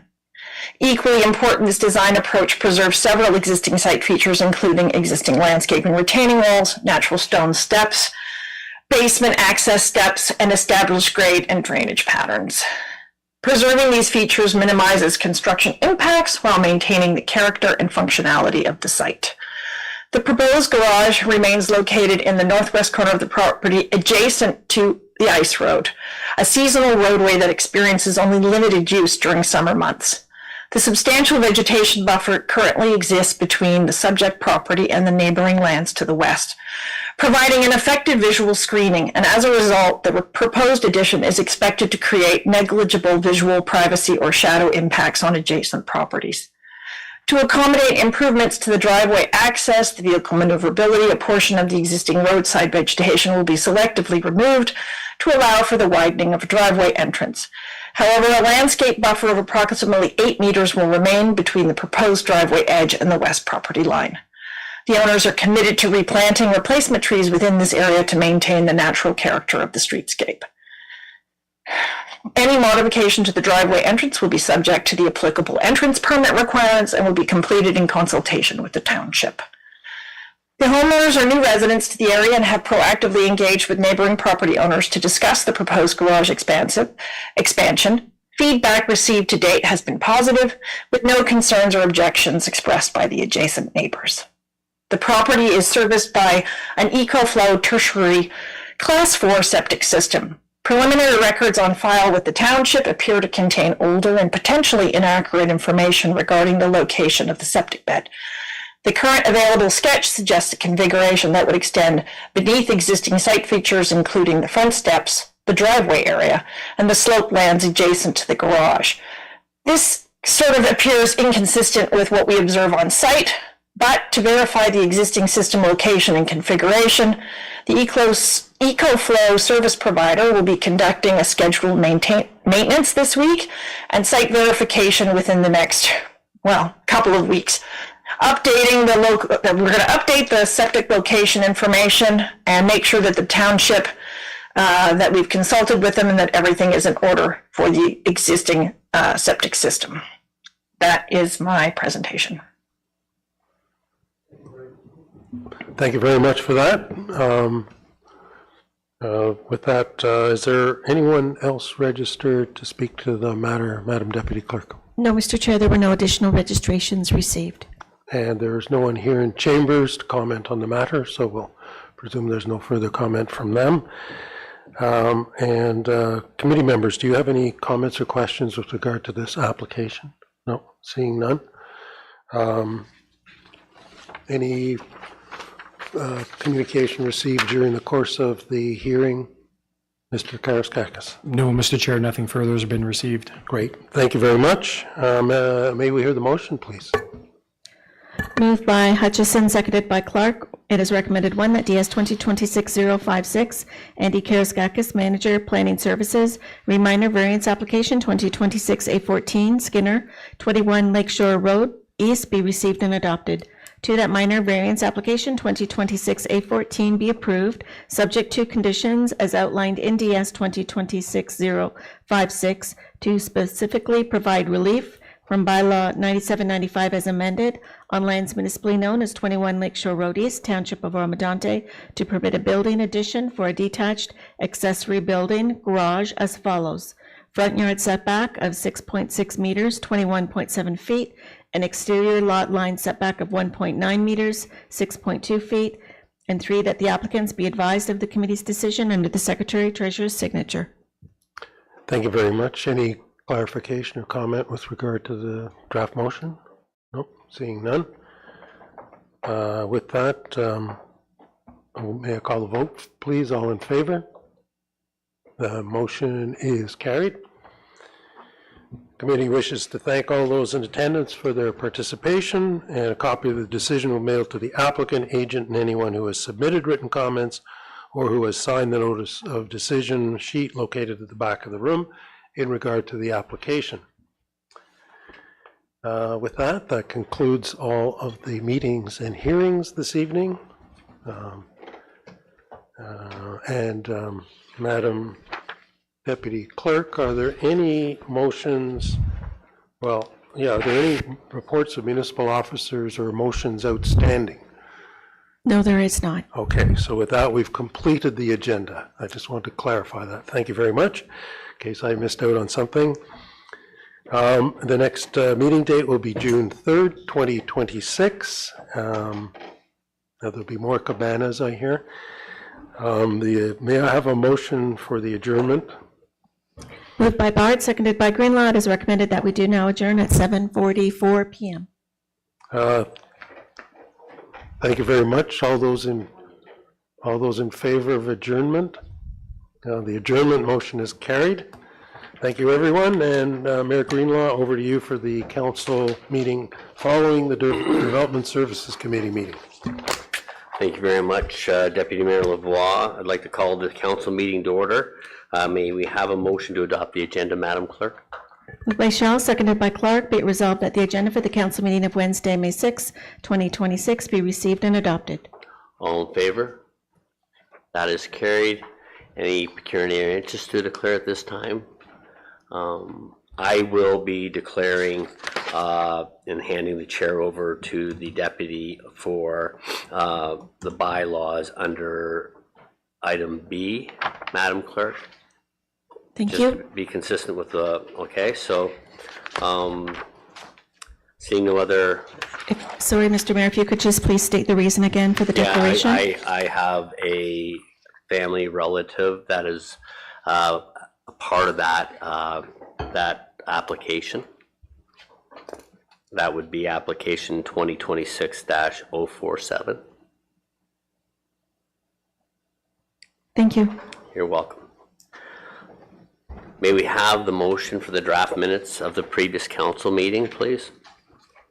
Moved by Hutchison, seconded by Bard. Be it resolved that the draft minutes of the council meeting held on Wednesday, April 1, 2026 be received and adopted as printed and circulated. Are there any changes to the draft minutes? I don't see any, so I'll call the vote. All in favor? Any opposed? There's none opposed. That carries. May we have a motion to approve the recommendations of tonight's meeting, please? Moved by Young, seconded by Shell. Be it resolved that the recommendations of the Development Services Committee meeting held on Wednesday, May 6 be adopted with the exception of 7B, DS 2026-051, Chloe Patton, Intermediate Planner, Rezoning Bylaw Amendment Application 2026 ZBA 08, Johnston, 40 Peters Street West, to be voted on separately. Okay. So the other, I'll call a vote on those with the exceptions. So I'll call the vote on that now. All in favor? That is carried, and then I will pass the chair over to the deputy mayor for the other motion to be passed.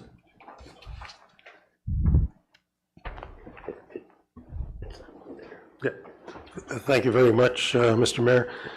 May I have a motion then for 2026-047, please, Madam Deputy Clerk? Moved by Clark, seconded by Bard. It is recommended, one, that DS 2026-051, Chloe Patton, Intermediate Planner, Rezoning Bylaw Amendment Application 2026 ZBA 08, Johnston, 400 Peters Street West, be received and adopted.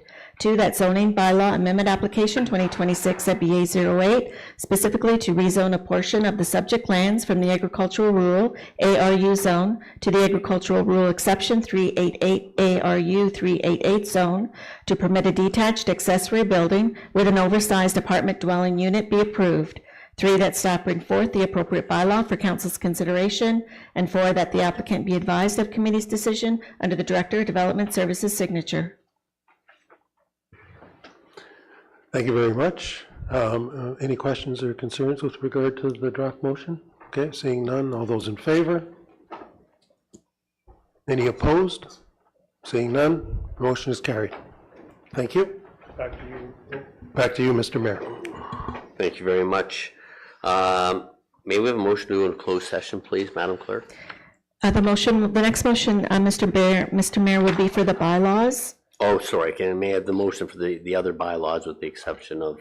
Thank you. Moved by Clark, seconded by Lavoie. Be it resolved that bylaw numbers 2026-035, 2026-051, and 2026-052 be passed in open council on the 6th day of May, 2026, and that bylaw number 2026-047 be voted on separately. Okay, thank you very much. Any questions in regards to those bylaws? I'll call the vote. All in favor? That is carried. And I'll pass it back over to the deputy to a bit of a hot potato. I'll pull myself away. Thank you.